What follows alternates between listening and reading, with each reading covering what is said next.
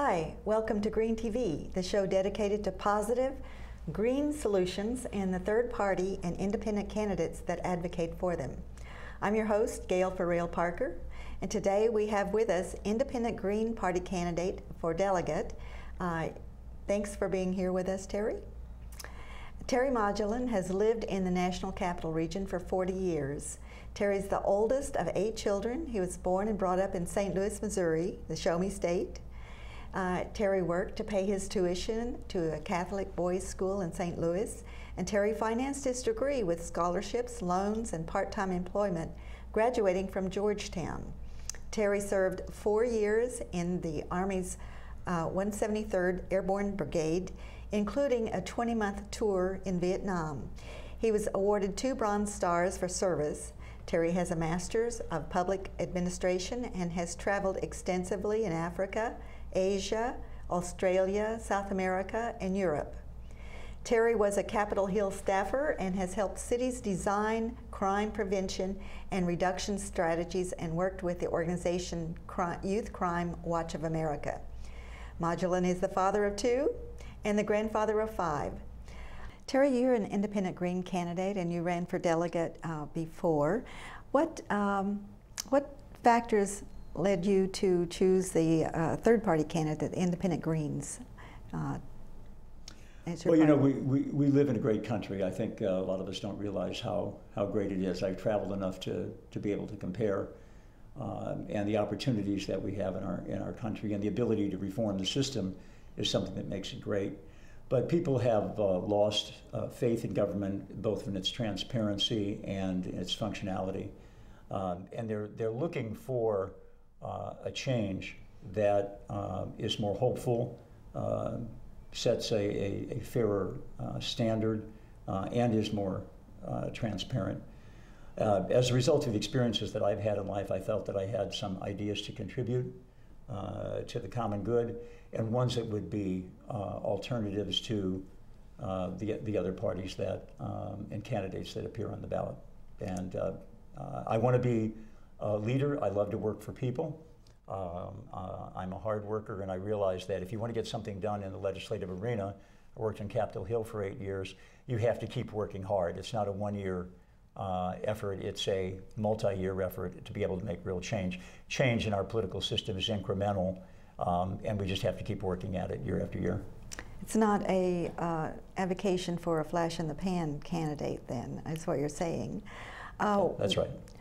And what advice would you give someone who is thinking about running for office? Some of our viewers out there who might be having the same thoughts that you are, that they could make a difference. What advice would you give them? Well, I certainly buy the independent Green Party motto of more candidates, less apathy.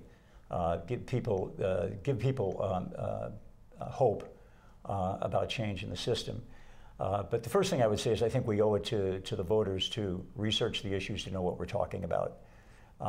Secondly, to have a real message, a clear message to people that resonates with them.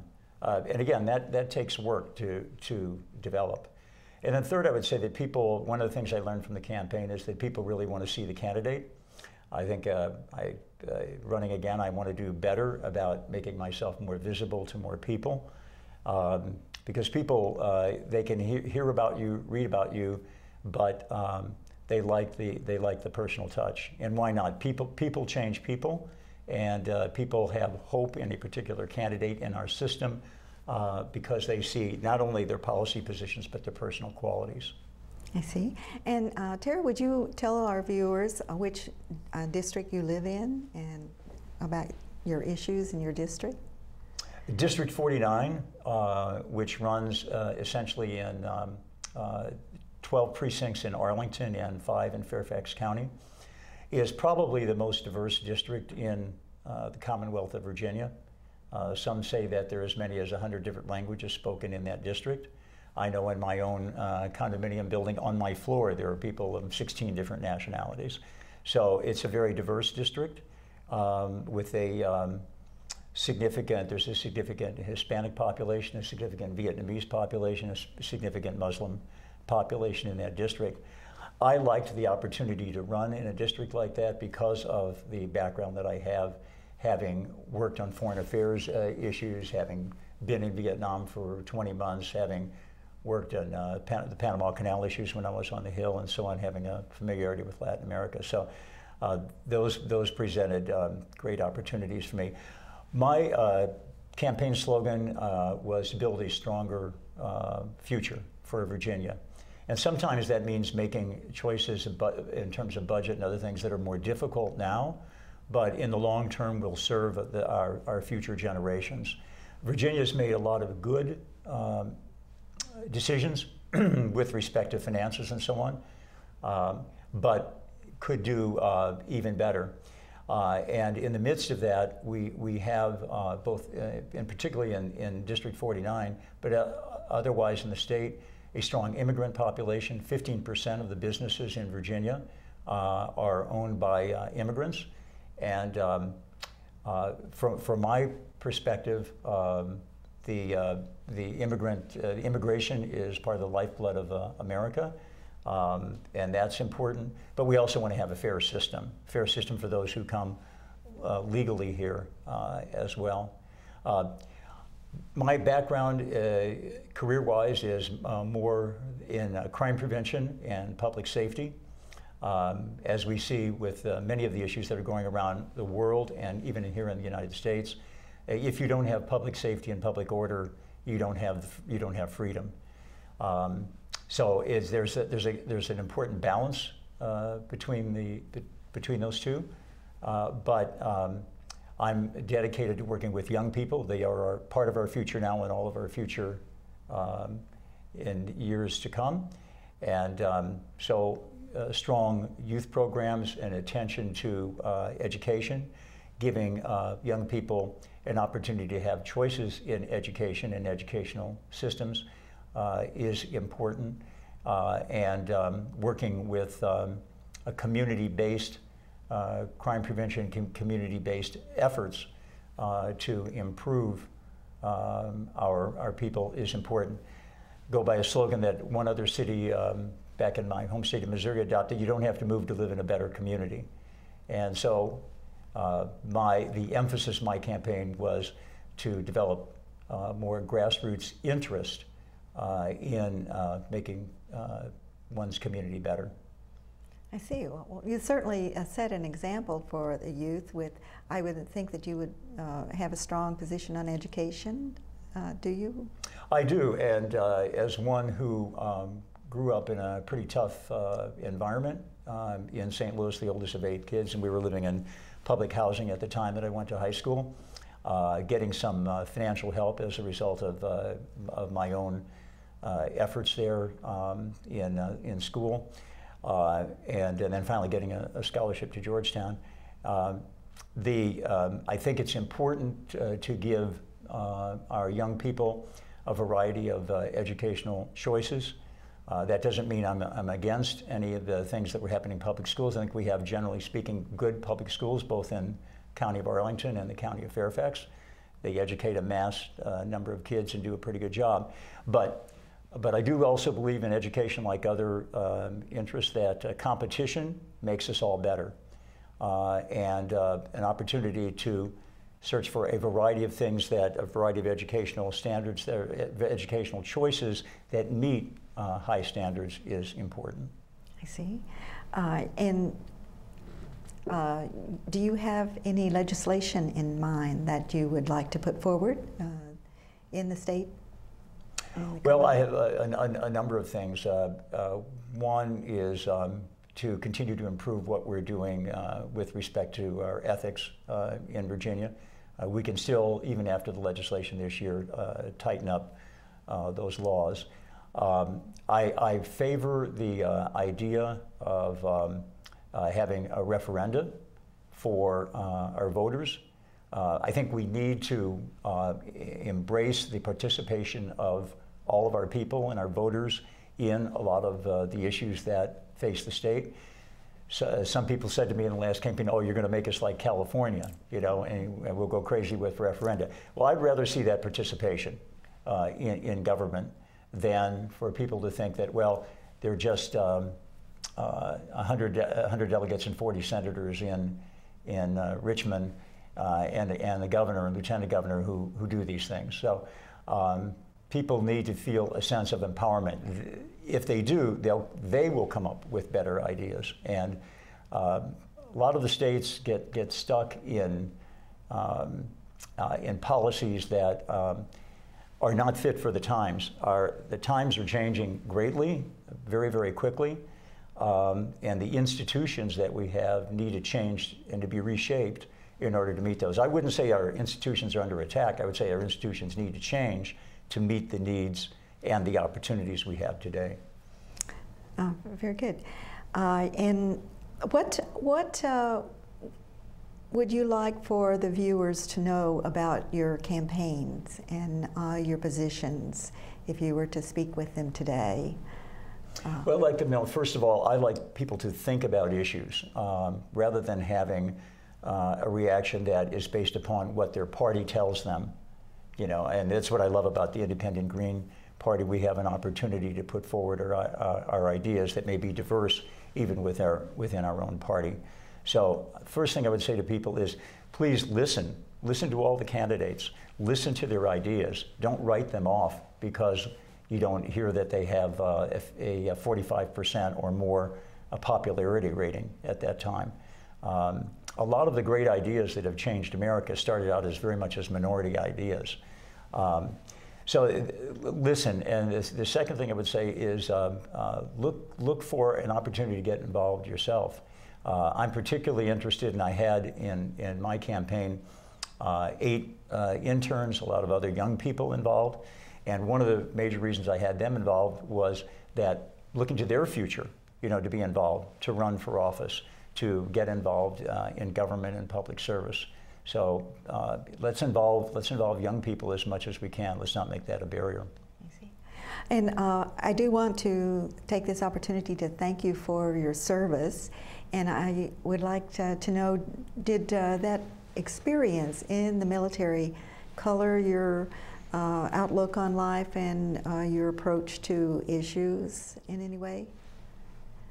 Yeah, it did in the sense that, first of all, the idea of war and conflict is a very, very, very, very big issue, and the things that we see that are somewhat stereotypical about war and conflict, there's a lot of layers of and a lot of subtleties in combat itself and in wars.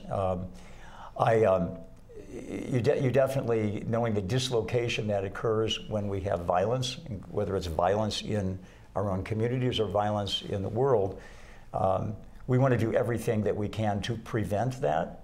That's what I devoted my career to in crime prevention and violence prevention. We want to take every step that we can to try to solve things peacefully. Things only get solved peacefully, really, if you have communication and if things are fair. Good point. And now let us hear from our candidate spotlight feature. We have 2 short spotlights, one from Diane Bleh, who is candidate for Congress in Virginia's 10th Congressional District, and Tareq Salahi, who is candidate for Congress in Virginia's 7th Congressional District. Hi, I'm Diane Bleh, and I'm running for Congress in the 10th Congressional District. And I'm running for many reasons. Basically because I want our country to be better. I think that we spend way too much money on defense. We have over 100 bases in other territory outside the United States. We need to cut back on the money we spend on that and spend it on our people in our own country. The money in campaigns is just horrific, and our legislatures are spending too much time trying to raise money instead of dealing with the issues and trying to do what's best for the country. And they're bribed whether they think they are or not, and so they don't do what is the best for our generation and our children and the world in the future.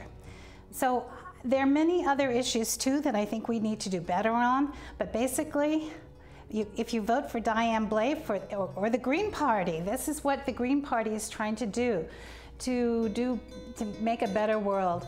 So Diane Bleh for Congress, thank you very much. Hi, I'm Tareq Salahi, and I'm running for Congress, United States Congressional District 7. I'm asking you to crash the party lines. Don't just look at the D or the R, look at the candidate. Be practical. That's who I am. Look at my back history. I have assisted small business with legislation. I've helped grow jobs in Virginia. I've worked with both parties to pass legislation that's helped you and helped small business in the Commonwealth of Virginia. I'm pro-tourism, pro-agriculture, pro more businesses coming to Virginia. Bipartisanship is a must. I have a proven record of working with both parties. I'm pro-rail, less traffic. I'm asking you to crash the vote, and that's my website, crashthevote.com or salahiforcongress.com. Please take a look at my Twitter. If you're interested in communicating with me, #crashthevote. I look forward to hearing from you. I look forward to seeing you on the tour, on my listening tour, where I hear your concerns. Thank you for your interest, and please support me. I'm not asking for your money, I'm asking for your vote. Welcome back to Green TV, the show dedicated to independent and third-party candidates and the positive solutions that they advocate. Terry, I have another question for you. It's rather long and involved, and I will take the opportunity to read it. You know, funding somebody else's campaign for public office is just not a high priority on most people's budget these days.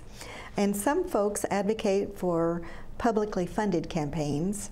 Others say that we already have publicly financed campaigns through grants, which funnel money back to the larger parties and to the candidates. Those candidates are also heavily funded by auto, asphalt, and oil industries. Critics of this system say that this method does not distribute the funds equitably to independent and third-party candidates who advocate for alternative renewable energy and mass transit, rail transit. What are your views on publicly financed campaigns, or should campaigns be publicly financed, and why?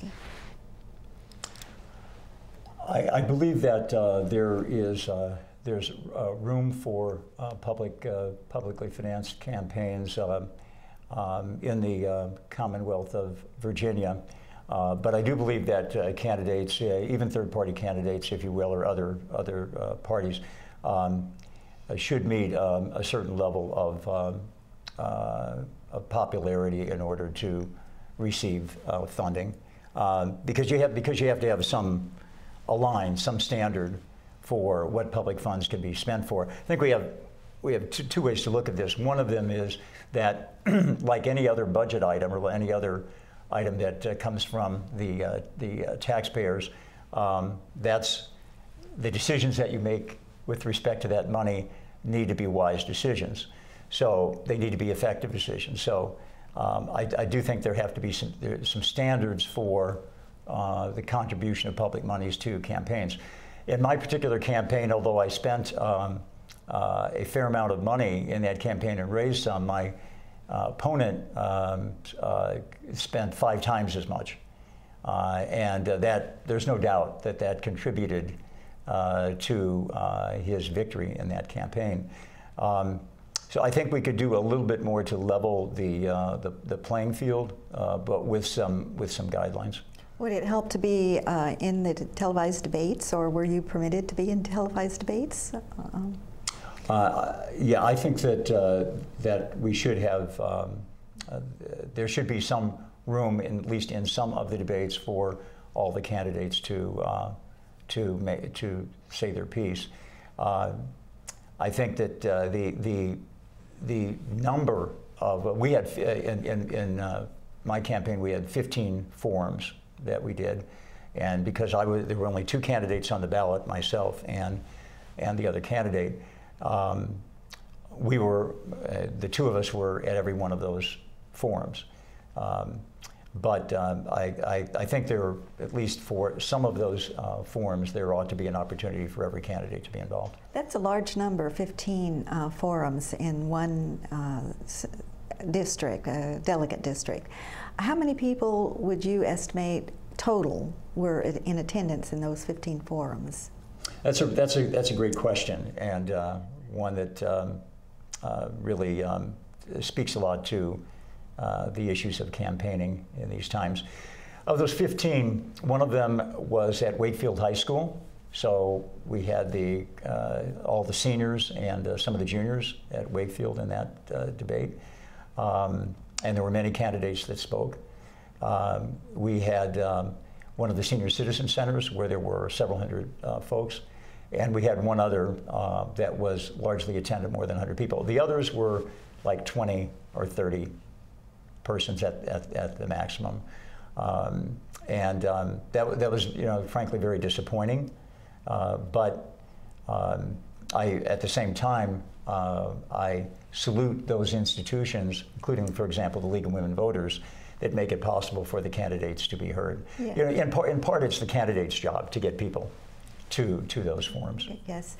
So I would estimate maybe at the outside 500 or 600, and some of those were juniors and seniors, probably not registered to vote. How many people in your district, in District 49? Oh, there's 100,000 people and potentially 40,000 voters. And in our particular election, there were about 16,500 voters. And for our viewers, this is typical issue facing independent and third-party candidates, is how to get to their message to the voters. So it's an uphill battle. Would you say it's an uphill battle? Well, it is, and particularly in a district like the one in which I ran. One half of the people live in condominiums or buildings in which you really don't have access to their front door. So you have to devise alternative ways to reach them. So it's very difficult in that environment. And is it the American way, Terry, to shy away from uphill battles? Absolutely not. Right. Well, I have another long question for you, Terry. Every year, 33,000 Americans are killed on our roadways. 420,000 are injured or maimed in automobile accidents every year. Rail is safer, and yet we still import $300 billion in consumable fuels from abroad, and we spent $2 trillion on the war in Iraq. So with $300 billion, we could build high-speed rail that would cut our dependence on fossil fuels in half. Would you rather place our priorities on war, oil, or building rail? And why? The short answer of that is building rail, and I advocated in my campaign for a metro stop at the Seven Corners area and in the Bailey's Crossroads area. I know there's some work being done on the with respect to the streetcar issue in Arlington now, but I felt like our district was being underserved when adjacent areas had metro access.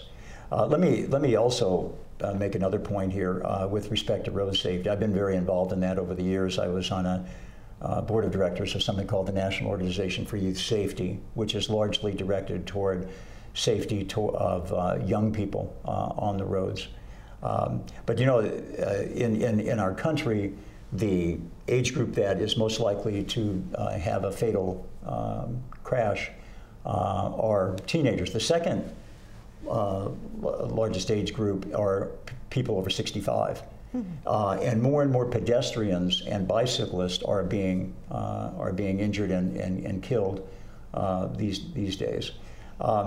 So the issues of texting while driving, free hands, audio as you're driving, and so on, those issues are very important to me. But I think that the future of our metropolitan area in Washington, D.C. and Northern Virginia demands more rail service. There are temporary dislocations. And with that, Terry, we're running out of time. Thank you very much for being on the show. Yeah. And thank you, viewers, very much for being on the show today. You're watching Green TV, the show dedicated to positive green solutions and the independent and third-party candidates that advocate for them. We look forward to hearing your views on Twitter. Tweet us at #VAGreenTV. I'm Gail Farrell Parker. See you again next time.